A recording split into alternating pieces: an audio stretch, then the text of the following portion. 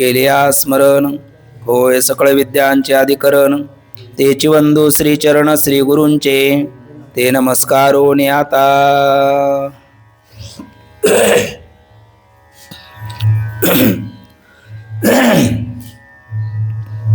विचार सागर तरंग चौथा, परिच्छेद 13 क्रमांकाचा, आपला 14 क्रमांकाचा. विचार सागर तरंग चौथा, परिच्छेद 14 क्रमांकाचा. मिथ्या पदार्थ हर्षविषादात कारण कसे होतात याविषयी शंका व समाधान.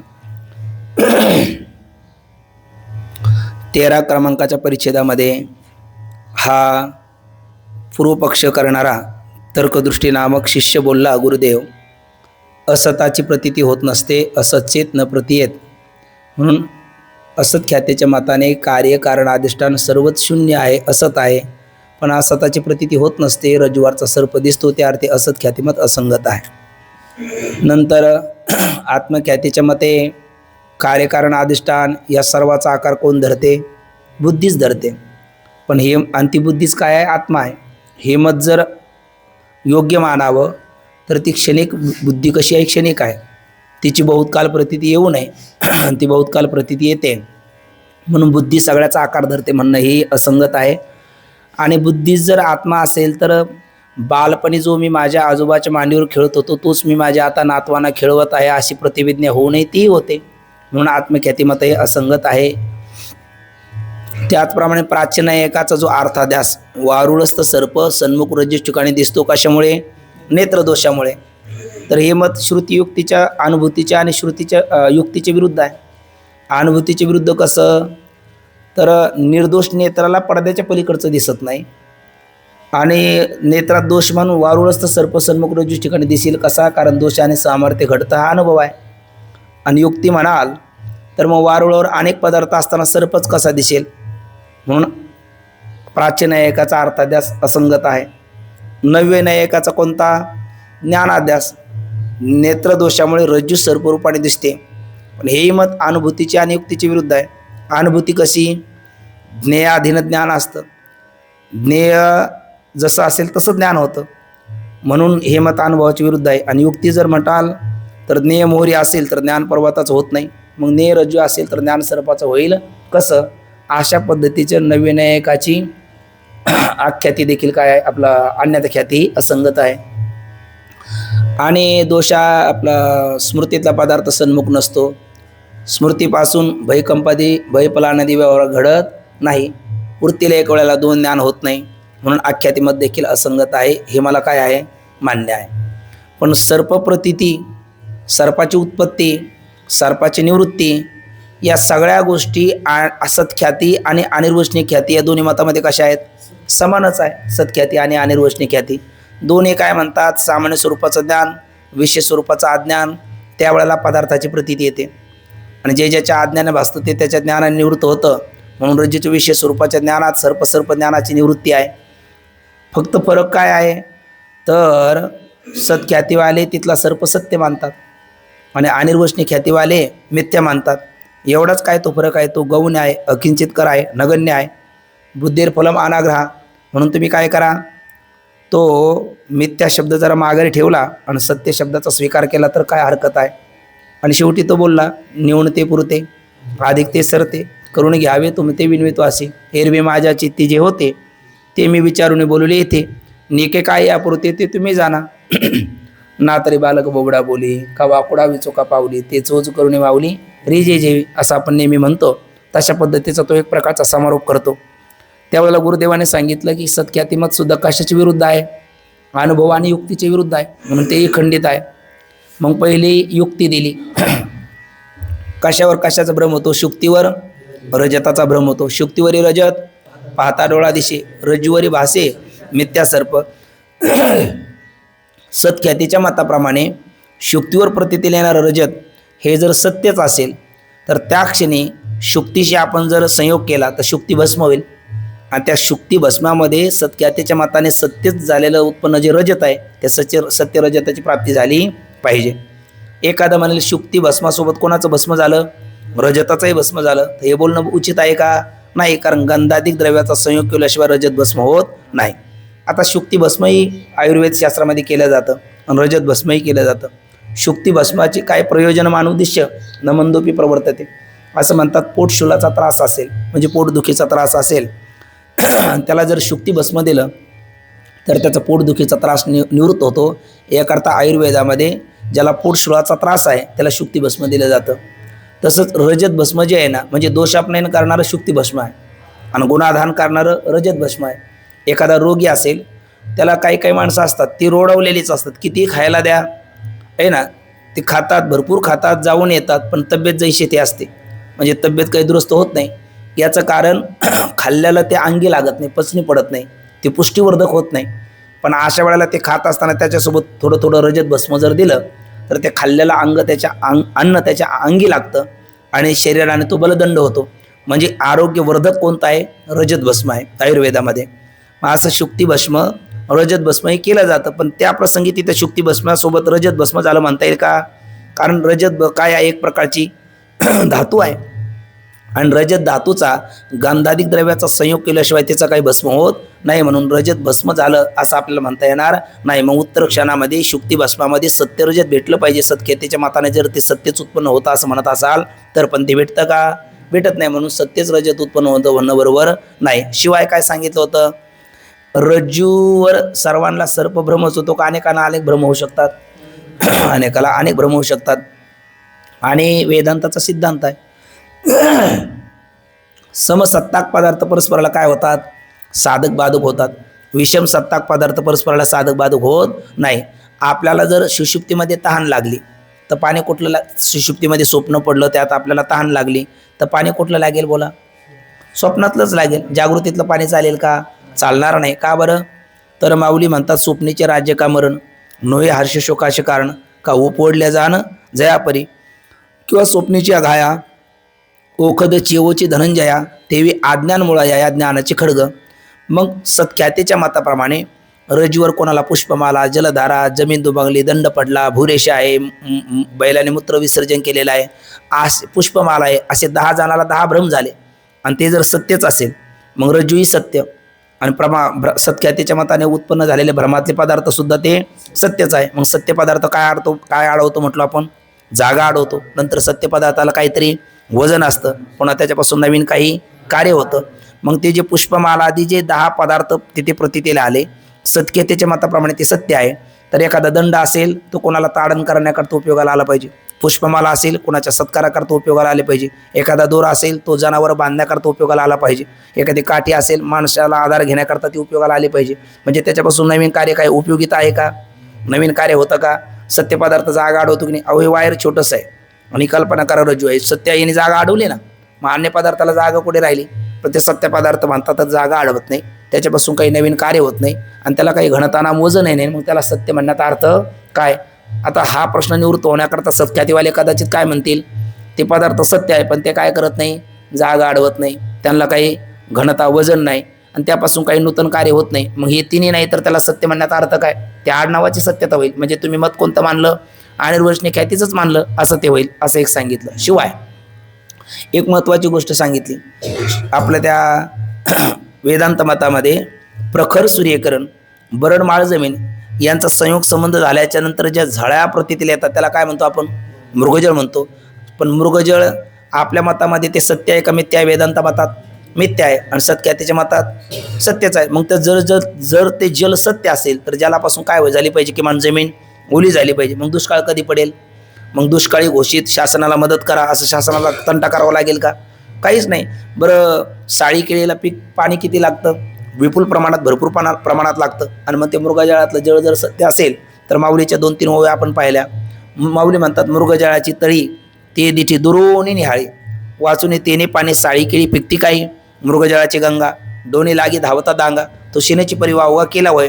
पण ते मृगजळ जर जल भास नसून वास्तव जल असेल तर त्यापासून साळी केळीचं पीक घेता आलं पाहिजे, त्यापासून स्नान संध्या उरकता आली पाहिजे, कपडे ते वार करायला धुता आले पाहिजे वारीच्या वाटेनं. पण घडतं का काही? मग त्याला सत्य म्हणण्याचा अर्थ काय? बरं, जाऊ द्या. तो भ्रमातले पदार्थ सत्ख्यातीच्या मताने सत्य आहे असं म्हणलं तर भ्रमातले पदार्थ सत्य पदार्थ कोणाला दिसतात? सर्वाला दिसतात. हा माईक व्यावहारिक सत्तेतला आहे का प्रातिभाषिक सत्तेतला आहे? बोला बघू. व्यावहारिक सत्तेतला आहे. मग हा मला दिसतो का, तुम्हाला दिसतो का? इथे बसलेला सर्वाला दिसतो, सर्वाला दिसतो. आणि हाच माईक मी जर असा बाजूला ठेवला, समजा आता इथे नाही, मला इकडे ठेवता येत कुठे, पण एक कल्पना करा, त्याचं अपसरण केलं, दूर एकट्याच्या प्रयत्नाने झाला तर तो कोणाला दिसणार नाही? सर्वाला दिसणार नाही. म्हणजे एकाने दूर केला तर सर्वाला दिसेन असा होईल, आणि एकाने आणून ठेवला तर सर्वाला दिसेल. म्हणजे व्यावहारिक सत्तेतला पदार्थ एकाच्या निवृत्तीने सर्वाचा निवृत्त होतो, आणि एकाच्या प्रतीतीने सगळ्याला प्रतीतील येतो. पण रज्जूवर भासलेले ते पदार्थ 10 भ्रमातले असं होतं का तिथे? का ज्याला भ्रम झाला त्यालाच प्रतीतील येतात? ज्याला भ्रम झाला त्यालाच प्रतीतील येतो. आणि ज्याचा भ्रम निवृत्त झाला त्याचाच निवृत्त होतो का सगळ्याचेच निवृत्त होतात? ज्याचा भ्रम निवृत्त झाला त्याचाच निवृत्त होतो. मग त्याला सत्य म्हणण्याचा अर्थ काय? किंवा गुंजाच्या लाल रंगाच्या पुंजका कापसाच्या ढिगाऱ्यावर ठेवल्या तर तिथे कशाचा भ्रम होतो? वेदांत मते आग्नेचा भ्रम होतो. पण सत्ख्यातीच्या मतात तो भ्रम नसून काय झालेला आहे? सत्यच आग्ने उत्पन्न झालेला आहे. मग त्यांनी कापूस जाळला पाहिजे की नाही? जळतो का कापूस? मग असं जर काय, म्हणजे तो पदार्थ जागा अडवत नाही, त्यापासून काही नूतन कार्य होत नाही, आहे ना. एकाच्या निवृत्तीने सगळ्याचा निवृत्त व्हायला नको, पण तो झाल्याशिवाय राहत नाही. मग असं असताना त्याला सत्य म्हणण्याचा अर्थ काय? आणि याही उपर सत्ख्यातीवाले रामानुजाचार्य रज्जू सर्पाधिक पदार्थाला जर सत्यच मानत असेल तर त्यांची ही सत्ख्याती विद्वानाला हास्यास्पद नाही का? म्हणून त्यांनी असं बोलणं बरं नव्हे. असा इथपर्यंतचा विचार आपण 13व्या परिच्छेदाचा कालपर्यंत केलेला आहे. पण आपण काय म्हटलो? दिवा विजत आला की तो काय होतो? शेवटी भडकतो. तसं सत्ख्यातीबद्दलचा असणारा जो विश्वास आहे हा याचाही डगमगलेला आहे. कारण हे एवढं सगळं दिसतं खरंच, आणि त्याला सत्य म्हणणं म्हणजे आपल्या दिवारखोर बुद्धीचं प्रदर्शनच करणं आहे, हे त्याच्याही लक्षात येतं. पण तरी सत्ख्यातीला त्यागलं पाहिजे आणि अनिर्वचनीय ख्यातीला स्वीकारलं पाहिजे, ही त्याची प्रामाणिक धारणा अद्यापही झालेली नाही. त्यामुळे तो शेवटचा निकाराचा प्रयत्न करतो. जाऊ द्या, तो म्हणतो रज्जूवरचा सर्प काय आहे तुमच्या मते? अनिर्वचनीय ख्यातीच्या मते मिथ्या आहे. शुक्तीवरचं रजत मिथ्या आहे. स्थानवरचा पुरुष मिथ्या आहे. मग असं जर तुमचं म्हणणं असेल तर रज्जूवरचा सर्प आणि शुक्तीवरचे रजत जर मिथ्या आहे तर मिथ्या पदार्थ हर्षविषादाला कारण व्हावे का? जसं आपल्या मते, जसं पूर्व पक्षाच्या मध्ये व्हावे का? होऊ नये. पण होतात की नाही? होतात. कारण शुक्तीवरचे रजत पाहिल्याच्या नंतर हर्ष होतो का विषाद होतो? हर्ष होतो. अरे वा, चांगली गोष्ट आहे. आता रजत भेटलं, कंसात चांदी भेटली, आमची आता चांदी आहे, म्हणजे आम्हाला जीवनामध्ये आता काही भेकीचं डोळे लागण्याचं काम नाही, म्हणजे हर्ष होतो. आणि रज्जूवर सर्प भासला तर विषाद होतो, दुःख होतं. कारण त्यावेळेला काय काय होतं, आपण मागे एकदा बोललो की किती पट्टीचा गायक असला तर त्यातला खर्जाचा साही लागत नाही, पंचमचं प लागत नाही, मध्यम तर लागण्याचा काही प्रश्नच नाही, इतका तो घाबरतो. आणि अगदी श्वेत वर्णाचं धोती ती पीत वर्णात परिवर्तित होती, शुष्क असणारी ओली चिंब होती, ठाई चाळ धुमाळी चाळ आपल्या भाषेमध्ये गाऊन तो मोकळा होतो. बरं, युगपत गातो आहे ना, एवढा अनर्थ घडतो. असा घडावा का? घडू नये, पण घडत की नाही? घडतो. मग विषादाला कारण ठरला की नाही सर्प? सर्प विषादाला कारण ठरला, आणि ते रजत हर्षाला कारण ठरलं. जर शुक्तीवरचं रजत, शुक्तीवर रजत पाहता डोळा दिसेन रज्जूवरी भाषे मिथ्या सर्प, सुरुवातच आपण या वचनापासून केली नाथांच्या आज. तर मग त्या रज्जूवरचा सर्प, शुक्तीवरचे रजत, वेदांत मताने तो सत्ख्यातीवाचा भूमिका घेऊन पूर्वपक्ष बोलतो, ते जर खरंच मिथ्या असेल तर त्यापासून काय होऊ नये? हर्षविषाद होऊ नाही. पण हर्षविषाद तर होतात. मग याचा अर्थ हर्षविषादाला ते कारण ठरतात, म्हणजे त्यांना काय म्हटलं पाहिजे? सत्य म्हटलं पाहिजे. मिथ्या म्हणता कसे? अशी काय आहे आता शंका. गुरुदेव त्याचं उत्तर देतील. आपण शंका पहिले वाचून घेऊ. आता इथे बाबांचं एक वाक्य आहे. बाबा म्हटले इथे काय आहे? शिष्याला भीड नाही. हे सुवर्ण वाक्य आहे. हे विचारसागरातलं नाही, पण डॉक्टर बाबाचं मी लिहिलेलं आहे. शिष्याला काय नसावी? भीड नसावी. आणि गुरुजीचा काय नसावा? आग्रह नसावा. शिष्याला भीड नसावी आणि गुरुजीचा आग्रह नसावा. त्यावेळेला घडू शकतं काय? सत्यान्वेषण. सत्यान्वेषण करायचं ना आपल्याला, सत्याचा शोध घ्यायचा आहे ना, सत्यापर्यंत आपल्याला जायचं आहे ना. बरं, सत्यमेव जे येते, सत्यसंकल्पाचा दाता नारायण, अंतिम सत्याची प्राप्ती होत नाही, म्हणजे सत्याला आपण सत्यत्वाने स्वीकारत नाही तोपर्यंत आपली पुनरपी जननम पुनरपी मरणम ही परंपरा खंडित होत नाही.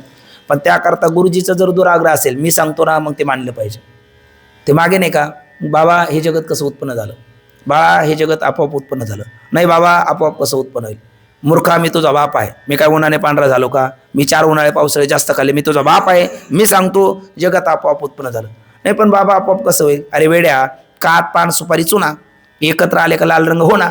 लाल रंग जसा आपोआप होतो ना, तसे जगत आपोआप होतं. तरी पण तो म्हणायला लागला नाही बाबा आपोआप देईल. म्हटले कानाखाली सांगू, तुला कळत नाही का? जगत आपोआप झालं, मी बाप आहे तुझं, ऐक माझं. आता असं मुस्कट दाबीचा मार दिल्याच्या नंतर ते लेकराला ते पटेल का? का तो उगं होला हो म्हणेल, त्याचं मन त्याला साथ करेल का? म्हणजे त्याला एक प्रकारची बापाने काय घातली, भीड घातली. आणि बापाचा पुन्हा काय आग्रह आहे.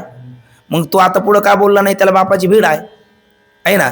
आणि बाप त्याला ते नसलेला सिद्धांत का त्याच्या बुद्धीवर थोपवला, त्याचा आग्रह आहे. आणि मग असं जर गुरु शिष्याच्या सतपथामध्ये बोलण्यात घडलं तर सत्यान्वेषण होईल का, खरं आपल्याला कळेल का. मग याच्याकरता गुरुकडे काय नसावी, गुरुचा काय नसावा, आग्रह नसावा. आणि शिष्याकडे काय नसावी, भीड नसावी. त्याने निर्भीडपणाने आपल्याला जे वाटतं, शंका वाटते, हे बघा अनाठ्याही शंका विचारू नये. पण जिथे विचारायचं स्थान आहे, जिथे आपण निशंक होऊ शकतो, सगळ्या संध्याच्या गाठी सुटू शकतात, तिथे विचारल्याशिवाय राहू नये. माणसाला वांती यावी का येऊ नये, प्रवासामध्ये वांती येऊ नये, पण आली तर बाहेर टाकल्याशिवाय राहू नये. नाही पण नाही वांती येते, मग लोक काय म्हणतील, नाही जरा दाबून धरतो. आता ते दाबून धरणं कितपर्यंत आहे, एक विशिष्ट मर्यादेपर्यंत. मग त्याचा स्फोट झाल्याच्या नंतर ते कधी कुठे कवान कोणाच्या अंगावर कशी होईल काही सांगता येत नाही. मग सगळाच अवमेळ होईल. मग त्यावेळेला आपल्याला येऊ नये पण येते ना, मग काय करावं, अगोदर सावध राहावं. एक तर ड्रायव्हरला सांगावं बाबा गाडी थांबव, किंवा किमान खिडकी खाली कर, नाही तर आपली कॅरी बॅग तरी सोबत असावी. म्हणजे काय होईल, इतराला त्याचा त्रास होणार नाही आणि आपण योग्य वेळेला त्याला बाहेर टाकू. तसं शंकारूपी एक प्रकारची वांतीच आहे. शंका म्हणजे संशय आहे. संशयावणे थोर अनेक नाही पाप घोर, का विनाशाची वाघुर प्राणी अशी. संशयी पापात्मा, संशयात्मा विनश्यती. संशयात्मा विनश्यती गीता माता सांगते. संशयी पापात्मा उपनिषद सांगतं. संशयावणे थोर माऊली सांगतात. मग हा संशय यावा का, तुम्ही काय नाराज आहात का काय बोलायला. संशय यावा का नाही, येऊ नये, पण आला तर निरसन झालं पाहिजे त्याचं. बरं निरसन होण्याकरता ते कुणाकडे विचारून चालेल का, जो त्यातला तज्ज्ञ आहे त्याच्यापाशी विचारावं, आहे ना. म्हणजे आपल्याला जर आपल्याकडनं कोर्टाची पायरी चढायची वेळ येऊ नये, पण आली तर वकिला लावल्याशिवाय पर्याय नाही. आणि तोही त्याला माहिती असेल, त्याच्यापासून आपण काही घटनाक्रम लपवू नये. एखादा पेशंट डॉक्टरांकडे गेला तर आपला आजार काय तिथे म्हणजे गुप्त एखादा आजार आहे, तो तिथे सांगावा का नाही, तिथे सांगितलं तर त्याचं निधन होईल ना. तसं आपल्याला हा भावबंधनातून मुक्ती अपेक्षित आहे. आणि आपण सद्गुरूकडे गेल्याच्या नंतर आपल्या अंतकरणातल्या शंका तशाच डांबून ठेवल्या आणि ते सांगतात तसं ऐकत राहिलो आणि आपल्याला ते पटत नाही तरी ऐकलं, आपल्या शंकेचं निरसन होईल का, गुरुदेव तरी योग्य समाधान करू शकतील का. याचा अर्थ ते जाणू शकत नाही असाही त्याचा अर्थ नाही, पण आपलं आत्मनिवेदन भक्ती करणं कर्तव्य आहे ना. मग तसं म्हणूनही ते विद्यार्थ्याला काय नाही, शिष्याला काय नाही, भीड नाही. आणि गुरुजीचं काय नाही, दुराग्रह नाही, कुठल्याही प्रकारचा आग्रह नाही, दुराग्रह नाही आहे ते. आणि त्या भाषामध्ये सुद्धा ही गुरु शिष्याची भाषा आहे. ही कोणाची भाषा आहे, गुरु शिष्याची आहे. म्हणजे हे बोलणं वितंडाचं आहे का, उत्तर आहे नाही. हे बोलणं जल्पाचं आहे का, उत्तर आहे नाही. मग हे बोलणं कशाचं आहे, संवादाचं आहे. करू आवडीने वाद, तुमच्या सुखाचा संवाद, हे संवादाचं बोलणे. सम्यक वाद संवाद, ब्रह्म सर्वगत सदा सम, जे तर अनुमात्र नाही विषम, अशा समब्रह्मापर्यंत घेऊन जाणारा हा वाद आहे. म्हणून हा सम्यक वाद आहे, संवाद आहे. वादे वादे जे आहे ते तत्वबोधा, वाद शब्दाचा अर्थ बोलणं. पण वादे वादे म्हणजे संवाद पद्धतीचा वाद, संवाद पद्धत सम्यक पद्धतीचा वाद, सच्चर्चा, सत्यान्वेषण, हे जे केलेलं बोलणं आहे ना त्याला संवाद म्हणतात. वितंड काय असतो, वितंड म्हणजे तुमचं खोटं, तुमचंही बरोबर नाही, आज नाही आमचं बरोबर काय ते तू सांग, नाही म्हणले ते मी सांगणार नाही. मग हे वेडेपणाचं बोलणं नाही का. काही काही असे असतात त्याला काय म्हणतात, हेकड, म्हणजे दोरा काहीतरी आपलं काहीतरी बोलायचं. मग त्याला समोरचं बोलत असलं का काही म्हणा तुमचंही बरोबर नाही, बरं आमचं बरोबर नाही, आम्ही माघारी आहे, पण काय बरोबर ते सांग, ते मी सांगणार नाही. मग असं म्हणलं त्याला वितंड म्हणतात. म्हणजे त्याला खंडन खाद्याची भाषा, फक्त समोरच्याचं खंडन करायचं. मग आमचं मत खंडित आहे, मंडित काय तुम्ही करा, ते आम्ही सांगणार नाही. म्हणजे वितंडाची भाषा नाही. जल्पाची भाषा कशी असते, जल्पाची भाषा म्हणजे काही झालं तर आपली बाजू वरची राहिली पाहिजे. मग ते सिद्धांताची मोडतोड होते का काय होते याचं काही घेणं देणं नाही.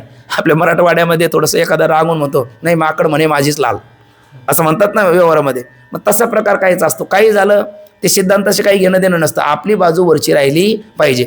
हे जे बोलणं असतं ते जल्पाचं असतं. संवादाचं काय असतं, तुझी बाजू वरची माझी बाजू वरची, वरचन खालचा हा प्रकारच नाही. आपल्या सच्चर्चेमधून आपल्याला खरं काय ते कळावं, आपल्या दोघांचं एक रम्य समाधान प्राप्त व्हावं, याला संवाद म्हणतात. आणि तो संवाद होण्याकरता गुरु शिष्य लागतात, देवभक्त लागतात, पती पत्नी लागतात, किंवा दोन मित्र लागतात. देवभक्तामध्येही संवाद होतो, गुरु शिष्यामध्येही संवाद होतो, दोन मित्रामध्येही संवाद होतो. असे 3 जोड्या पाहिल्यात, हे 3 जोड्यातून साकारलेला एकच ग्रंथ संवादाचा कोण सांगेल, कोणीच नाही सांगणार, भगवद्गीता. कारण गीतेमध्ये अर्जुन आणि भक्त काय आहेत, भगवंत देवभक्तही आहे. अननिश्चिंतेन तो मम, तिथे अर्जुन भक्त झाला ना, परमात्मा देव आहे. आणि शिष्यस्त्यम शादिमाम तोम प्रपन्नम, तिथे शिष्य आहे. आणि सखे इति मत्वा प्रसवम यदुक्तम, इथे ते मित्र आहेत. मग दोन मित्र असेल, गुरु शिष्य असेल, देवभक्त असेल, यांच्या संवादातून प्रस्फुटित झालेला ग्रंथ म्हणजे कोण आहे? भगवद्गीता आहे ना. तसं गुरु शिष्य आहे ते, म्हणून इथे गुरु शिष्याच्या संवादातून साकारलेला हा ग्रंथ आहे विचारसागर. म्हणजे एकच भूमिका ग्रंथकाराने घेतलेली, पण गुरु शिष्याच्या संवादाच्या माध्यमातून आपल्याला हा सिद्धांत तरी प्रतिपादन केलेला आहे. आणि ते गुरुकडे काय नाही तर आग्रह नाही, शिष्याकडे काय नाही, भीड नाही. एवढं सांगितलं सत्ख्यातीबद्दल. म्हणजे विद्वानाला असं बोलणं एवढं करू नये, त्याला वजन नाही, तो जागा अडवत नाही, नूतन काही कार्य होत नाही. आणि अशा पद्धताला सत्य म्हणणं म्हणजे विद्वानाला ती गोष्ट हास्यास्पद आहे हे कळल्याच्या नंतर शिष्याने म्हणावं का? आता शिष्याने काय म्हणावं? गुरुजी बरोबर आहे, सत्ख्यातिमत असंगतच आहे, अनिर्व्यसनी ख्यातिमतच सुसंगत आहे. पण अजून काही त्याला ते पटलेलं नाही. मग पटलं नाही म्हणून तो लगेच मान्य करतो का? नाही. तो म्हणतो तुम्ही काय म्हणा, पण जोपर्यंत मला ते बुद्धीला पटत नाही, माझ्या बुद्धीवर आरूढ होत नाही, किंवा मला कळेल असं तुम्ही सांगत नाही, तोपर्यंत मी ते मान्य करणार नाही. म्हणून तो तरी शंका घेतो. तो म्हणतो ठीक आहे, रज्जूवरचा सर्प शुक्तीवरचे रजत काय आहे? मिथ्या आहे. कोणाच्या मते? अनिर्वचनीय ख्यातीच्या मते. तर काय पाहून हर्ष होऊ नये? मग रजत पाहून हर्ष होऊ नये, आणि विषाद सर्प पाहून विषाद होऊ नये. होतो की नाही? झाल्याशिवाय राहत नाही. मग त्याला मिथ्या म्हणण्याचा अर्थ काय? कारण पदार्थ जर मिथ्या असेल तर तो हर्षविषादाला कारण होऊ नये, आणि हर्षविषादाला कारण होत असेल तर त्याला मिथ्या म्हणण्याचा अर्थ नाही. त्याला काय म्हटलं पाहिजे? मग सत्यच म्हणलं पाहिजे. म्हणून मला वाटतं कोणती ख्याती योग्य? सत्ख्याती योग्य. असं कोण बोलतो? हा शिष्य. कितव्या परिच्छेदामध्ये? 14 क्रमांकाच्या परिच्छेदामध्ये, पूर्व पक्षाच्या भूमिकेमध्ये शंका करत असताना. वाचू बघा. मिथ्या पदार्थ हर्षविषादाच कारण कसे आहेत? शिष्य म्हणतो, महाराज वेदांत मतात जर रजत आणि सर्प हे मिथ्या आहेत, तर रजत पाहून काय व्हावा? हर्ष होतो, आणि सर्प पाहून विषाद तो का व्हावा? तो होऊ नये. आणि होतो त्या अर्थी त्याला काय म्हणता कामा नये? याच्या मते मिथ्या म्हणता कामा नये. आपल्याला वाटतं की नाही बरं असं? आता जाऊ दे, गुरुदेव उत्तर वाचल्याच्या नंतर आपल्याला माहिती आहे चुकीचं आहे, पण तूर्त आपल्याला तरी काय वाटतं? का हेच वाटतं? हेच वाटतं, कारण तो आपलंच प्रतिनिधित्व करतो ना. कारण आपल्याला वाटतं खरंच आहे. मग ते जर हर्षविषादाला कारण होत असेल तर त्यांना मिथ्या म्हणायचं कसं? आणि मिथ्या म्हणत असेल तर त्या हर्षविषादाला कारण होतात तरी का? अशी काय शंका. त्याचं उत्तर असं आहे, वाचूच आपण पंक्ती. त्याचं उत्तर असं आहे का पदार्थाचं गुरुदेव त्याला सांगतात, बाबा रे, यत सत्वे यत सत्व मानवया, यद अभाव यद अभम व्यतिरेका. मागे आपला विषय पुष्कळ वेळा झालेला आहे. जे असल्याच्या नंतर जे होतं आहे ना, अन्वय व्याप्ती. जे नसल्याच्या नंतर जे होत नाही, व्यतिरिक व्याप्ती. यत सत्वे यत सत्व मानवया, यत्र यत्र धुमा तत्र तत्र वन्य. यद अभाव यद अभाव अन्वया, साध्य यत सत्वे यत सत्व अन्वया म्हणजे हेतू सत्वे साध्य सत्व अन्वया. यद अभावे यद अभाव व्यतिरेका म्हणजे साध्य अभावे हेतू अभाव व्यतिरेका. म्हणजेच धूम असेल तर वन्य आहे, हा अन्वय आहे, आणि वन्य नसेल तर धूम नाही, हा व्यतिरेक आहे. धूम असेल तर वन्य आहे, ही अन्वय व्याप्ती कुठे भेटली आपल्याला? यत्र यत्र धुमा तत्र तत्र वन्य, ते स्वयंपाकघर, त्याला महानस म्हटलं आपण. यद अभावी यद अभाव व्यतिरेका, काही नाही तर काही नाही, वन्य नाही तर धूम पण नाही. याचं ते जलरूद उदाहरण भेटलं आपल्याला, सरोवर. तो हेत्वाभास आहे, तो काही हेतू नाही, धोकं जरी दिसलं तरी. म्हणजे थोडक्यात कारणत्व कशाला द्यावं? जे असल्याच्या नंतर कार्य होतं, जे नसल्याच्या नंतर कार्य होत नाही, त्याला कारणत्व द्यावं, आहे ना. मग आता हर्षविषादाचं कारणत्व कोणाला द्यावं लागेल? पदार्थ सत्य असेल हर्षविषाद आहे, पदार्थ सत्य नाही हर्षविषाद नाही. असं असेल तर पदार्थाचं हर्षविषादाचं कारणत्व कोणाला देता येईल? सत्यत्वाला देता येईल.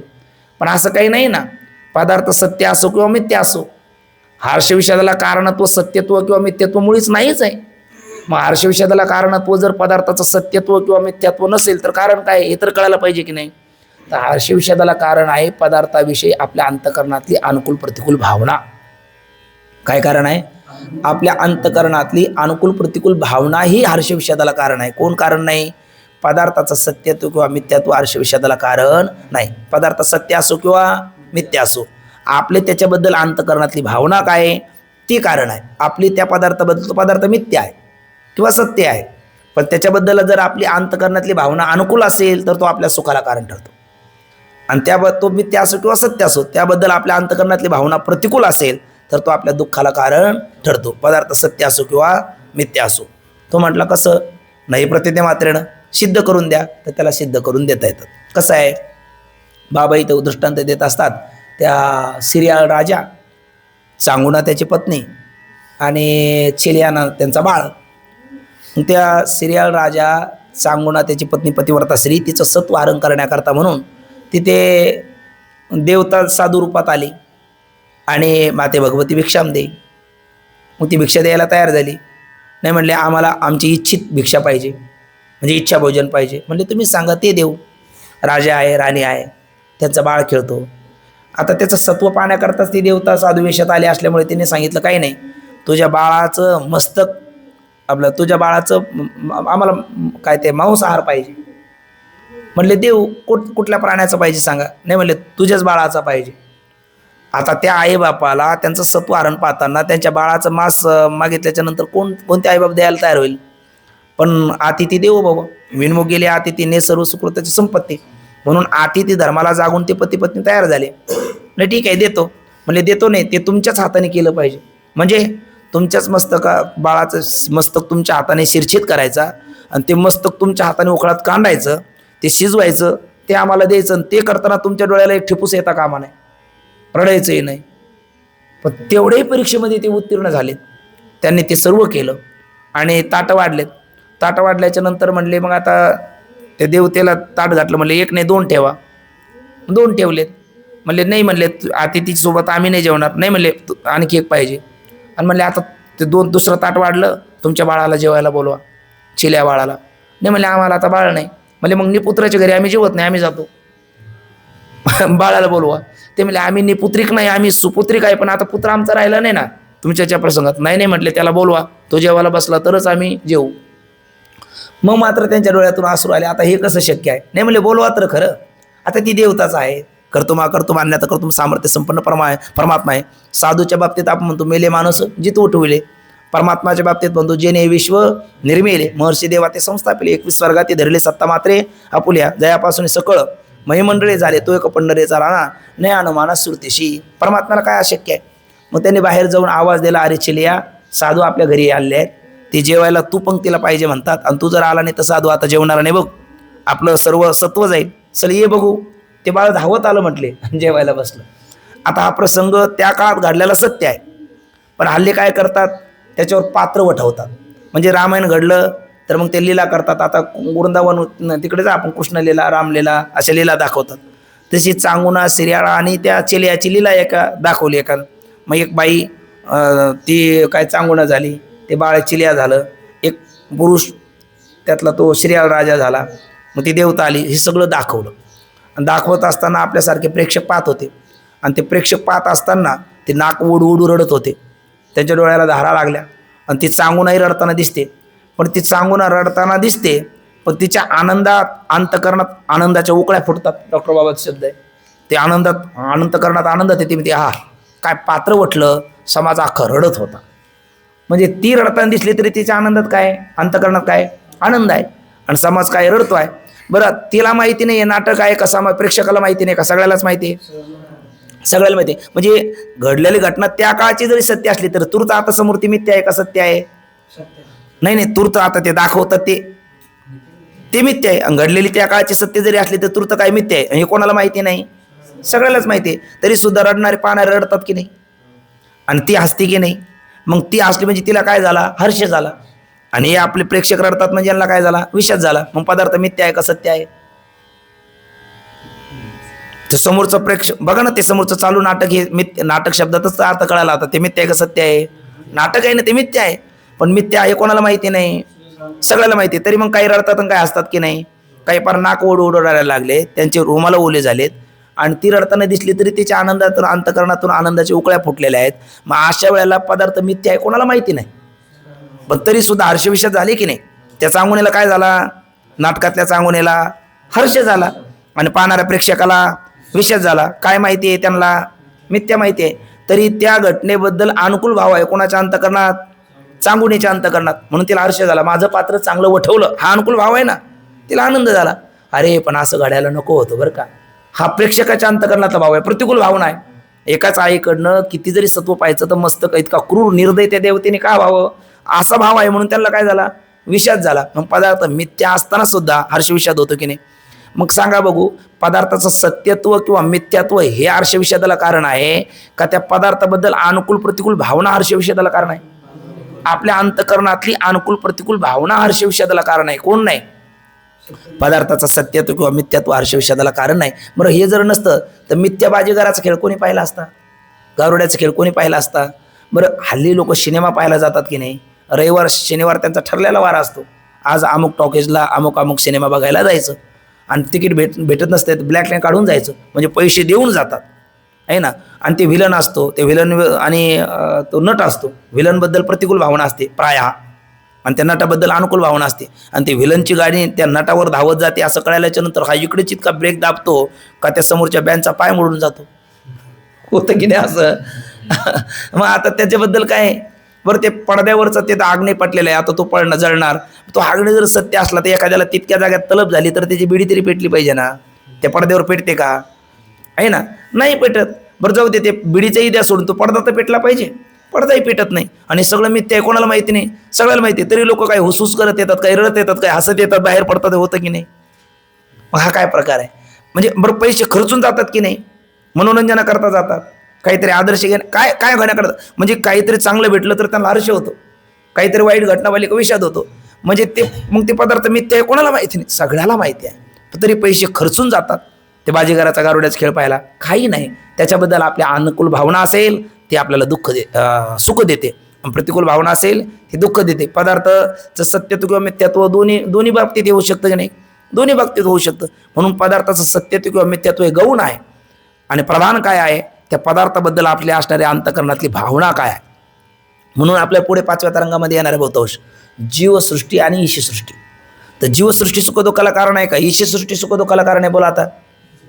जीवसृष्टी सुखदुःखाला कारण आहे, ईशसृष्टी सुखदुःखाला कारण नाही. म्हणून उपनिषद म्हणतं सुखश दुःखश नकोपी दाता परो ददाती ती कुबुद्धिरेषा स्वकर्मसूत्रेन ग्रथितोही लोका अहम करोती ती व्रथाभिमान.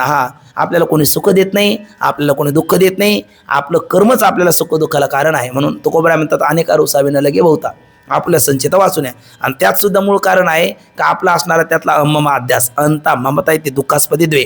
म्हणून नाथबाबा म्हणतात जया परमार्थी चाड तेने सांडावे लिगाड धरुणी भजनाची चाड नित्यने चिकाड. लिगाड म्हणजे एक प्रकारचा चिकटा तादात्म्य, तेच आपल्याला सुख दुःखाला कारण आहे. आपल्या मारुती बाबाची गोष्ट आहे, तुम्ही ऐकले असेल कदाचित पाठात. तर ते PMT पुण्यातनं येते भरधाव वेगात, आणि कोणी भरधाव वेगात टू व्हीलर जाते, बाईक ती धडकते, धडकल्याच्या नंतर तो खाली पडतो आणि तो जागेवर जातो, तो मोटरसायकलवाला. आणि मग सगळी लोक अरे रे रे खूप वाईट झालं, सगळे खाली उतरतात.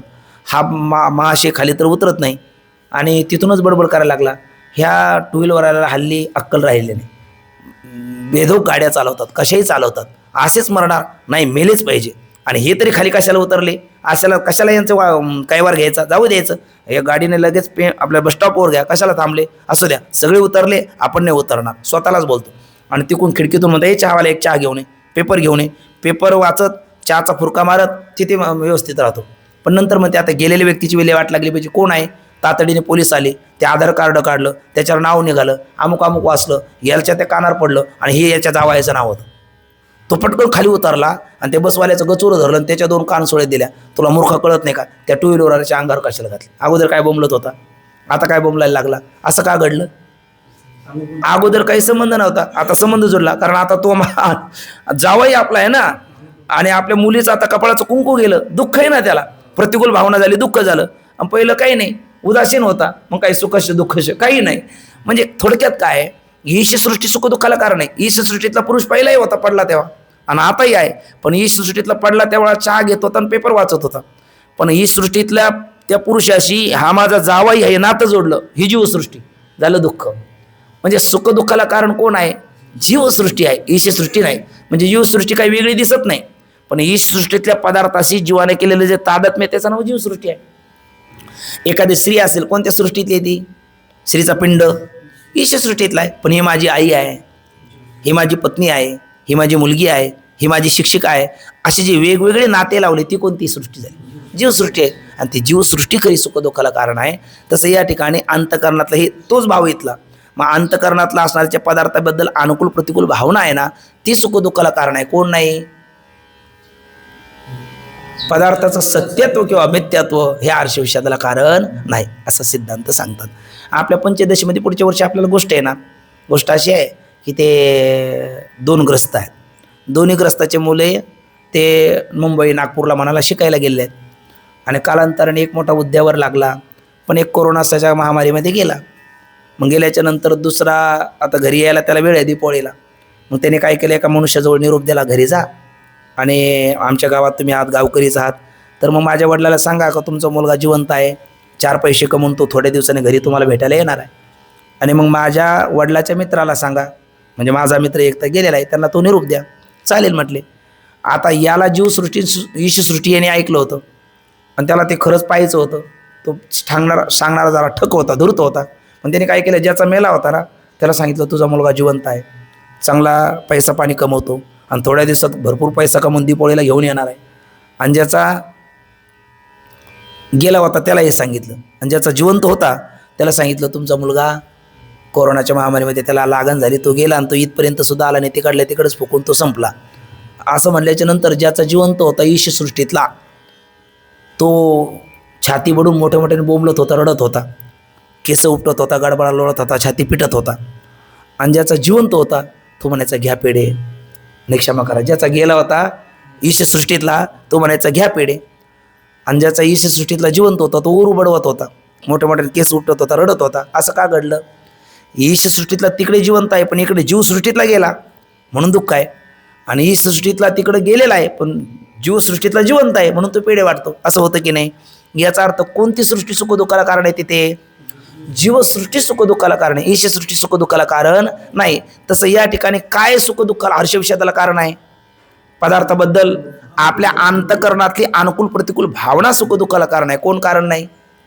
पदार्थाचं सत्यत्व किंवा मिथ्यत्व हर्षविषादाला कारण नाही, असं उत्तर गुरुदेव देतात. श्री गुरु म्हणतात, अरे हर्षविषादाचं कारण साक्षात कोण नाही? पदार्थ नसून त्या पदार्थावरची अनुकूल प्रतिकूल भावना. म्हणजे अनुकूल भावना असेल तर कशाला कारण बोला मग? हर्षाला कारण म्हणजे सुखाला कारण. आणि प्रतिकूल भावना असेल तर विषादाला नाम दुःखाला कारण. अनुकूल प्रतिकूल बुद्धी भावना म्हणा, बुद्धी म्हणा, ही कारण असते. म्हणून हर्षविषाद होतात. पदार्थाचे सत्यत्व किंवा मिथ्यात्व हे काय हर्षविषादाला कारण नाही. नाहीतर मिथ्या नाटक किंवा बाजीगराचा खेळ पाहून काय झाला नसता? हर्ष झाला असता. मिथ्या नाटक आणि बाजीगराचा खेळ पाहून हर्ष झाला असता का? बोला, झाला की नाही? आपल्यालाच बाजीगराने एखादा नोटाचा पाऊस पाडला तर आपल्याला काय होतो? हर्ष होतो. आणि त्यांनी 4 सर्प आप करून आपल्या अंगावर फेकले, मग विषाद होतो. बरं ते सर्प खरे आहे का नोटाचा पाऊस खरा आहे? बरं नोटाचा पाऊस जर खरा असता तर मग एक पैसा कशाला मागतो तो? आहे की नाही? पण तरी आपल्याला हर्षविषाद होतात की नाही? म्हणजे हर्षविषादाला कारण कोण नाही तर पदार्थाचं सत्यत्व मिथ्यात्व नाही. कोण आहे? आपल्या अंतःकरणातली अनुकूल प्रतिकूल भावना आहे. असं म्हणल्याच्या नंतर पुन्हा शिष्य बोलतो. मग तो काय म्हणतो? गुरुदेव म्हणजे आजू काही त्याला आता थोडंसं पटलं पण पूर्ण पटलं नाही. तो म्हणतो ठीक आहे, रज्जुवाचा सर्प शुक्तीवरच्या रजत काय आहे आता तुमच्या मते? मिथ्याच मिथ्याच. पण मग इतर ख्यातीवाल्यांनी काय केलेले आहेत? कल्पना केलेल्या आहेत. प्रत्येकाने काही ना काही कल्पना केली. बघा आता तुम्ही बोला, ख्यातीचं नाव मात्र बोला, चुकता न चुकता सगळ्यांनी बोललं पाहिजे. कार्य कारण अधिष्ठान हे सर्वच शून्य आहे म्हणजे असत रूप आहे, असत ख्यातीचं मत आहे ना. नंतर वारुळच तर सर्प सन्मुख रज्जू ठिकाणी दिसतो नेत्रदोषामुळे, अन्यथा ख्यातीचं मत आहे. कोणत्या? बरोबर, प्राच्याच्या. आणि रज्जू सर्परूपाने दिसतो नेत्रदोषामुळे, नव्य नायकाचं मत आहे. अहो या कार्यकारण अधिष्ठानाचा आकारणा बुद्धीच धरते आणि भ्रमाने बाहेर दिसतो, आत्मख्यातीचं मत आहे. अहो हे नाही आहे. मग सर्पांशामध्ये स्मृती ज्ञान आहे आणि इदम पण रज्जू सामान्य पण प्रत्यक्ष ज्ञान आहे. आणि प्रमाणाच्या ठिकाणी दोष आहे. कोणता? लोभ भयादी. आणि प्रमाणाच्या ठिकाणी मंद अंधकारादी. त्यामुळे हे आयम सर्प हे 2 ज्ञान एकत्र होतात. हा विवेक त्या प्रमाणाला गोंधळामुळे होत नाही, यालाच म्हणतात. अशा प्रत्येकाने काय केल्या? कल्पना केल्या. बरं इदम द्राव्यम पांचभौतिकम, सगळं जगत कशापासून म्हणलं? पंचमहाभूत पिंडी दे स्थिती ब्रह्मांडी पसारा हरिवेण सारा व्यर्थ भ्रम. आणि मग त्या पिंडात किती भूत आहे? 5. तर ब्रह्मांडात काय आहे? 5. मग रज्जू देशामध्ये कोणाचे सत्य अवयव आहे? रज्जूचे. तसेच कोणाचे आहे? सर्पाचे. रज्जू म्हटलं तर. आणि शुक्ती देशामध्ये जसे शुक्तीचे तसेच रजताचे. मग त्या अवयवामध्ये काय होतो? क्षोभ होतो, सत्य सर्प उत्पन्न होतो आणि ज्ञानानंतर आपल्या अवयवामध्ये ध्वंस होतो. अशा प्रत्येकाने काय केलेले आहे? कल्पना केली. पण पहिली कल्पना बरोबर नाही, कारण असत ख्यातीची कल्पना बरोबर नाही, कारण असताची प्रतीती येत नसते आणि तिथे सर्पाची प्रतीती होते. दुसऱ्या ख्यातीचं मत बरोबर नाही, आत्मख्यातीचं, कारण बहुत काल प्रतीती येऊ नये आणि प्रतिविज्ञा होऊ नये म्हणून असंगत आहे. प्राच्यच मत असंगत आहे का? दोषाने सामर्थ्य घडतं आहे ना, आणि अन्य पदार्थाचं ज्ञान का होऊ नये. मग नव्याचं मत असंगत आहे का? कोण कशाच्या अधीन? ज्ञान नेयाच्या अधीन. आणि मोहरी पाहून ज्ञान पर्वताचं होत नाही म्हणून. आणि आख्यातीचं मत असंगत का? वृत्तीला एका वेळेला दोन ज्ञान होत नाही. स्मृतीतल्या पदार्थापासून भयकंपादी व्यवहार जुळत नाही म्हणून. आणि सत्ख्यातीचं मतही असंगतच आहे. कारण सत्य रजत असेल तर आपलं शुक्तीवर भासलेलं रजत जर सत्य असेल तर शुक्ती भस्मामध्ये वास्तव रजत भेटलं पाहिजे. रज्जूवर भासलेले 10 पदार्थ जर खरे असेल तर त्यांनी जागा आळवली पाहिजे, त्यांना घनता असली पाहिजे, त्यांच्यापासून नवीन कार्य झालं पाहिजे. हे काही घडत नाही. बरं, त्या गुंजाच्या पुंजका जर ठेवला, अग्नी सत्य असेल तर त्यांनी कापूस जळाला पाहिजे. मृगजळ सत्य असेल तर जमीन ओली झाली पाहिजे. साळीकेळीचं पीक भरपूर पिकलं पाहिजे. असं काही होत नाही. पण मग हे असा अनुभवाला जुळत नाही म्हणून हे काय झालं? मत खंडित ठरलं प्रत्येकाचं. बरोबर आहे ना? मग प्रत्येकाने काय केली होती? रज्जूवर प्रतीतील येणारा सर्पाच्या बाबतीत या सगळ्यांनी काय केले? एक एक कल्पना केली. तशी अनिर्वचनीय ख्याती सुद्धा कल्पना नाही कशावरून? इतर ख्यातीच्या काय आहे? कल्पना आहे. आणि त्या अनुभवाला जुळत नाही म्हणून मत काय ठरलं? खंडित. तसं अनिर्वचनीय ख्याती सुद्धा एक कल्पना नाही कशावरून? ही कल्पना असू शकते तुमची एक. त्या सत कशाला म्हणता तुम्ही? सच्चेत न बाध्य. असत कशाला म्हणता? असच्चेत न प्रतीयेत. आणि रज्जूवरचा सर्प रूपवान आहे म्हणून विलक्षण. कोणाहून? सतहून रूपवान आहे म्हणून असतहून विलक्षण. आणि बाधित आहे म्हणून सतहून विलक्षण. पण ही तुमची कल्पना नाही कशावरून? अनुभवाला ताडून पाहण्याकरता एखादा प्रसंग असेल तर सांगा. मग आम्ही काय करू? इतर ख्यातिमत दूषित मानू आणि भूषित, इतर ख्यातिमत खंडित आणि अनिर्वचनीय ख्यातिमतच मंडित मानू. पण अनुभवाला ताडून पाहण्याकरता एखादा प्रसंग तुम्ही सांगा. असे काय करतो शिष्य? आपली शंका करतो आहे ना. तेवढी शंका वाचू, उत्तर उद्या वाचू. चालेल ना? बघा, अनिर्वचनीय ख्यातीविषयी शंका व समाधान. शिष्य म्हणतो, अहो गुरुदेव. शिष्य बोलायला लागला गुरुदेवाला.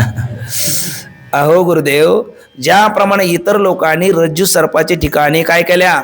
निरनिराळ्या कल्पना केल्या. म्हणजे कल्पना आता आपण पाहिल्या सगळ्या निरनिराळ्या कल्पना केल्या, त्याप्रमाणे वेदांत मतात एक काय आहे? अनिर्वचनीय उत्पत्तीची काय केली तुम्ही? कल्पना. रज्जूवरचा सर्प कसा उत्पन्न झाला? अनिर्वचनीय. सर्पज्ञान अनिर्वचनीय. सर्पाला उपादान कारण कोण? बाहेरच्या रज्जूपै चैतन्याच्या आश्रित असणाऱ्या अविद्येतला कोणता गुण? तमगुण. आणि सर्पज्ञानाला उपादान कारण कोण? अंतःकरण वृत्तीपै साक्षी चैतन्याच्या आश्रित असणारा अविद्येतला तमगुण, आपलं सत्वगुण. असं तुम्ही काय? आणि ते सर्प आणि सर्पज्ञान यांची उत्पत्ती युगपत. आणि कशी आहे? अनिर्वचनीय. ही तुमची काय आहे? कल्पना नाही कशावरून? कारण हे अनुभवाला ताडून पाहण्याकरता एखादा प्रसंग तुम्ही सांगा. मग वेदांत मतात एक अनिर्वचनीय उत्पत्तीची कल्पना केली आहे, परंतु या अनिर्वचनीय ख्यातीला अनुभवासी ताडून पाहण्यास काही साधन दिसत नाही. मग तसे जर काही साधन असेल तर मात्र इतर ख्यातीची मते काय मानू आम्ही? दूषित मानू. आणि अनिर्वचनीय ख्यातीच मत काय मानू? प्रामाणिक आहे. असा निश्चय होण्यास काही हरकत नाही. तसा काही अनुभव असल्यास सांगा. मग तसा काही अनुभव असल्यास सांगा म्हणल्याच्या नंतर श्रीगुरु म्हणतात, आहे 4 मिनिटं तुला लगेच अनुभव सांगतो. ते अनुभव कशाचा आहे? तर स्वप्नाचा आहे. आता 2 मिनिटात एकाग्र हो. आपण पंक्ती पुढच्या वाचून घेऊ. तो काय म्हणतो? अनिर्वचनीय ख्यातीची एक काय आहे? कल्पना आहे असं डायरेक्ट म्हणत आहे, पण कल्पना नाही कशावरून? जर कल्पना नसेल आणि हे जर वास्तव असेल तर अनुभवाचे ताडून पाहण्याकरता तुम्ही एखादा प्रसंग सांगा. जसं रज्जूवरचा सर्प आणि सर्पज्ञान कसं आहे तुमच्या मते? अनिर्वचनीय आहे. अनिर्वचनीय म्हणजेच एका वाक्यात बोला, मिथ्या आहे. मिथ्या म्हणजेच कसं आहे? सत्वून विलक्षण आहे. सत्वून विलक्षण म्हणजे सत्वून विलक्षण काय आहे? सताचा बाद होत नसतो, याचा होतो. आणि असत्वून विलक्षण काय आहे? असताची प्रतीती येत नसते, याची येते. म्हणून तुम्ही सत्वून विलक्षण अनिर्वचनीय सर्पज्ञान आहे म्हणता.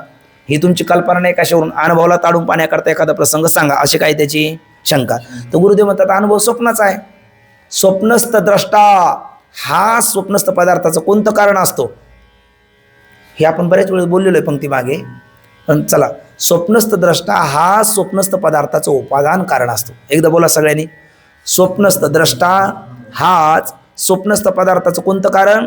उपादान कारण असतो, आहे ना. उपादान कारण कशाला म्हणतात? ज्याचा कार्यात प्रवेश असतो, ज्याच्या वाचून कार्याचं अस्तित्व राहत नाही, त्याला काय म्हणतात? उपादान कारण, आहे की नाही. मग स्वप्नस्थ द्रष्टा हा स्वप्नस्थ पदार्थाचं कोणतं कारण आहे? बोला, उपादान कारण आहे. मग स्वप्नातले पदार्थ स्वप्न कालात कोण झालं? उपादान कारण कोण? द्रष्टा आपण आहे ना. स्वप्न पदार्थ पाहिले कोणी? आपण पाहिले. त्याचा द्रष्टा कोण? आपण. आणि मग त्याचं उपादान कारण सुद्धा कोण? आपणच. मग स्वप्नातले पदार्थ झालं कोण? आपणच. त्याला पाहिलं कोणी? आपणच. बरं, त्या स्वप्नातल्या पदार्थाला सत म्हणता येतं का हो? नाही. का बरं? त्यांचा आहे ना बाध होतो म्हणून. कारण अवस्थांतराने झोपेतून उठल्याच्या नंतर किंवा निद्रेचा भंग झाल्याच्या नंतर स्वप्नातल्या पदार्थाची प्रतीती येते का? चला, स्वप्न कालात आपल्याला स्वप्न वाटत नाही, हे खरं आहे की नाही? तुम्ही ठप्प नको हो ना, बोला ना थोडंसं. स्वप्न कालात आपल्याला स्वप्न कालात आपल्याला स्वप्न वाटत नाही, हे खरं आहे की नाही? हे खरं आहे. स्वप्न कालात आपल्याला स्वप्न वाटलं नाही तर स्वप्न नाही. स्वप्न आहे. हे स्वप्न कधी कळतं स्वप्न आहे म्हणून? जागं झाल्याच्या नंतर. असं माऊली कुठे म्हणतात का? स्वप्नाहून जागृती येतात. काय पाय दुखती पंडूस होता का? स्वप्नामध्ये असता प्रवास होई, असं माऊली आक्षेपार्थाने विचारतात. आणि अभंगामध्ये ज्ञानदेव म्हणे ना, ज्ञानदेव म्हणे, पाहता पाहिले स्वप्नीचे चेहिले जाईल रया. मग स्वप्नातून जागा झाल्याच्या नंतर ते चेहिल्याच्या नंतर चेहिले म्हणजे जागे झाल्याच्या नंतर त्यातलं काही खरं नाही. पण ते आपल्याला स्वप्न खरं वाटल्याशिवाय राहत नाही. मग स्वप्नात ज्या वेळेला स्वप्नातले पदार्थ प्रतीतीला आले, बला ते अवस्थांतर झाल्याच्या नंतर म्हणजे जागृतीत आल्याच्या नंतर किंवा स्वप्नाला कारण असणारी निद्रा तिचा भंग झाल्याच्या नंतर ते स्वप्नातले पदार्थ दिसतात का? दिसत नाही, आहे ना. मग दिसत नाही म्हणजे त्यांचा काय झाला? बाध झाला. म्हणजे त्यांचा बाध होऊ नाही, पण बाध होतो म्हणून ते कशावरून विलक्षण? बाध होऊ नये पण होतो म्हणून कशावरून विलक्षण? एकच पहिलं, सतावून विलक्षण. आणि प्रतीती असताची येत असते का? नाही. स्वप्न कालात स्वप्नातल्या पदार्थाची प्रतीती आली नाही का? म्हणून ते काय नाही? असत नाही. मग काय आहे? असतून विलक्षण आहे. मग सतावून विलक्षण कोणते पदार्थ? स्वप्नातले पदार्थ. आणि त्या पदार्थाचं ज्ञानही आहे ना. मग ते स्वप्नातले पदार्थाचं कारण कोण? अंतःकरणवृत्तीपैकी साक्षी चैतन्याच्या आश्रित असणाऱ्या अविद्येच्या तमगुणाचा परिणाम कोण? स्वप्नातले पदार्थ. आणि सत्वगुणाचा परिणाम कोण? स्वप्नातल्या पदार्थाचं ज्ञान. बरं, त्यांना सत म्हणावं तर त्यांचा बाध होतो, असत म्हणावं तर त्यांची प्रतीती येते. मग म्हणता काय? त्यांना सतासतून विलक्षण अनिर्वचनीय. हा कोणाचा अनुभव नाही? ते रज्जू सर्पाचे दे सोडून. स्वप्न तुला पडत नाही का? मला पडत नाही का? दोघालाही पडतं. दोघाला वाईट कोणाला पडतात? चांगले कोणाला पडतात? ते दोघाला पडतात. जास्त चांगले कोणाला पडतात? जास्त वाईट कोणाला पडतात? जो कुंभकर्णाच्या पक्षाचा असेल त्याला वाईट पडतात अधिक, बिबिनिशाच्या पक्षाचा असेल त्याला चांगले अधिक पडतात. पण स्वप्न कोणाला पडत नाही? सर्वांनाच पडतं, आहे ना. मग ज्ञानदेव म्हणे, पाहता पाहिले स्वप्नीचे चैले जाईल रया. स्वप्नामध्ये जे आपल्याला पदार्थ दिसले ते खरे का खोटे? का खरे खोट्याहून विलक्षण? खरे खोट्याहून विलक्षण म्हणजेच काय? अनिर्वचनीय. म्हणजेच सतसत विलक्षण अनिर्वचनीय रूपवान बाद योग्य म्हणजे मिथ्या. मग आता ही अनिर्वचनीय ख्याती अनुभवाला ताडून पाहण्याकरता प्रसंग पाहिजेत. भेटला की नाही? कशाचा? स्वप्नाचा. म्हणून अनिर्वचनीय ख्यातीचा सिद्धांत आहे का कल्पना आहे? सिद्धांत आहे. एवढं सांगतात. आता पंक्ती आपल्याला कळायला, आशय कळायला 1-2-4 मिनिटात 2 मिनिटात वाचून घेऊ. श्री गुरु, अनुभव कशाचा पाहिजे? आहे ना. तर अनुभव आहे कशाचा? स्वप्नाचा आहे. कोणाला पडतं? सर्वांना पडतं. फक्त कधी? झोपल्याच्या नंतर. पाठात सुद्धा झोपलं मनुष्याचं स्वप्न पडू शकतं. तुम्ही झोपून बघा पडतं की नाही. पण मला माहिती आहे तुम्ही कोणी झोपणार नाही, त्यामुळे इथे काही पडणार नाही. बघा, अनुभव स्वप्नाचा आहे. स्वप्नात तर अंतःकरण वृत्ती बाहेर न जाता कुठे राहते? बोला ना थोडं. आताच अंतःकरण उपहित साक्षी चैतन्य आश्रित अविद्येच्या तमगुण अंशापासून कोण उत्पन्न होतात? स्वप्नस्थ पदार्थ. पदार्थ म्हणलं तर कोणत्या गुणाचा ठरलेला? आपला तमगुणाचा. म्हणून अंतःकरण उपहित साक्षी चैतन्याच्या आश्रित असणारे अविद्येच्या तमगुणाचं कार्य स्वप्नातली पदार्थ. आणि त्याच अविद्येच्या सत्वगुण अंशापासून त्या पदार्थाचे काय होते? आपल्याला तिथे ज्ञान. कुठे? स्वप्न अवस्थेमध्ये. तेथे दुसरी कोणतीच ख्याती म्हणता येत नाही. तिथे तुम्ही म्हणाल कार्यकारण सर्वच शून्य आहे, तर लगेच प्रश्न काय पडेल? असत आहे तर प्रतीती काय येते? तुम्ही म्हणाल सगळ्याचा आकार बुद्धी धरतील तिचा आत्मा आहे, लगेच बहुतकाल प्रतीती काय येते? प्रतिभिज्ञा का होते? नाही म्हणाल ते तिथले इथे दिसतात. नाही म्हणले मग दोषाने सामर्थ्य घडतं. नाही म्हणले अन्याचा अन्य रूपाने. नाही म्हणेल जसे ज्ञान असेल तसं ज्ञान होतं. तुम्ही म्हणाल नाही स्वप्नांशामध्ये त्या पदार्थांशामध्ये स्मृती आणि इदम रूपाने प्रत्यक्ष ज्ञान, तर लगेच म्हणाल वृत्तीला एक वेळेला 2 ज्ञान कशी होतात? आणि तुम्ही म्हणाल नाही पण सत्य सर्व आहे, तर मग सत्य आहे तर स्वप्नामध्ये आला पंढरपूर, आहे ना. मग ही नाडी फुटेल, आहे ना. स्वप्नामध्ये मेरू पर्वत आला तर त्याला गुरुदरपूर मरेल. असं काही घडलं का?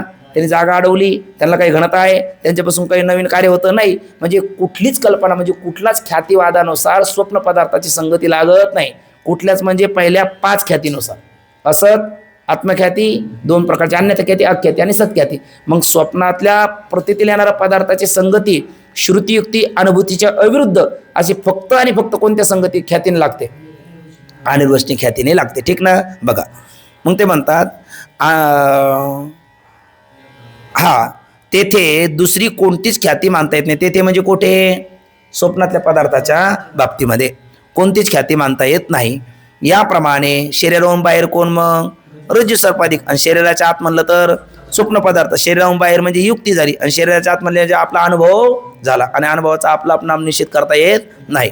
म्हणून बघा, शरीराहून बाहेर रज्जू सर्पाधिक आणि शरीराच्या आत स्वप्न पदार्थ अविद्येकडून कसे उत्पन्न होतात? बोला. अनिर्वचनीय उत्पन्न होतात. कोणत्या ख्यातीने संगती लागत नाही? 1 ते 5 ख्यातीने लागत नाही, फक्त लागते कोणत्या ख्यातीने? अनिर्वचनीय ख्यातीने संगती लागते, अनिर्वचनीय उत्पन्न होतात. आणि म्हणून पदार्थ उत्पत्तीविषयी कोणती ख्याती मान्य योग्य आहे? अनिर्वचनीय ख्यातीच मान्य काय आहे? अवश्य आहे. आणि हे सर्व अनिर्वचनीय पदार्थ कसे आहेत? तो साक्षीभाष्य आहेत. म्हणजे साक्षी ज्या पदार्थाचे अविद्या वृत्तीने प्रकाशन करतो त्या पदार्थास काय म्हणतात? साक्षीभाष्य म्हणतात.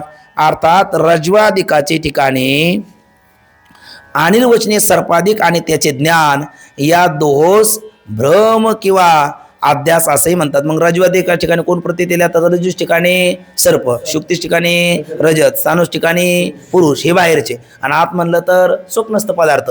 हे सगळे काय आहेत? यांनाच काय म्हणतात? भ्रम किंवा अध्यास असं म्हणतात. आणि भ्रम किंवा अध्यास म्हणतात. तो भ्रमातला पदार्थ म्हणजे अध्यासातला पदार्थ हा काय असतो? अविद्येचा, ठळक अक्षरात लिहिलं ना, अविद्येचा परिणाम आणि चैतन्याचा विवर्त. आणि जो भ्रमातला किंवा अध्यासातला पदार्थ अविद्येचा परिणाम आणि चैतन्याचा विवर्त असतो तो पदार्थ मिथ्या असतो, अनिर्वचनीय असतो, सदसद्विलक्षण बादयोग्य असतो. पण मग आता असं गुरुदेव बोलले, जो पदार्थ, एक वाक्य, जो पदार्थ अविद्येचा परिणाम आणि चैतन्याचा विवर्त असतो तो पदार्थ मिथ्या असतो. दोघे शिष्य बघायला लागला. गुरुदेव विचारलं, काय बघतोस? तो म्हणायला लागला, अहो जो पदार्थ अविद्येचा परिणाम आणि चैतन्याचा विवर्त असतो तो पदार्थ काय असतो? मिथ्या असतो. पण ते परिणाम आणि विवर्त कशाला म्हणतात हेच कळालं नाही तर मिथ्यात्व कसं कळेल? गुरुदेव म्हटले, म्हणजे परिणाम विवर्त कळालं नाही? तो म्हटला, बिलकुल नाही. का तुम्हाला कळालं? हो, नाही काहीतरी बोला ना. नाही. मग आता परिणाम आणि विवर्त म्हणजे काय ते तरी सांगा. तर गुरुदेव म्हटले, तू उद्या वाच, दिवसभर चिंतन कर, आणि तुझं चिंतन करून चिंता मिटली नाहीच तर मग मी उद्या सांगतो. मग त्याचा विचार आपण उद्याच्याला करू. पुंडलिक अवतार विठ्ठल, श्री ज्ञानदेव तुकाराम, पंढरीनाथ भगवान की जय. माऊली ज्ञानेश्वर महाराज की जय. जगद्गुरु तुकाराम महाराज की जय. सद्गुरु जोग महाराज की जय.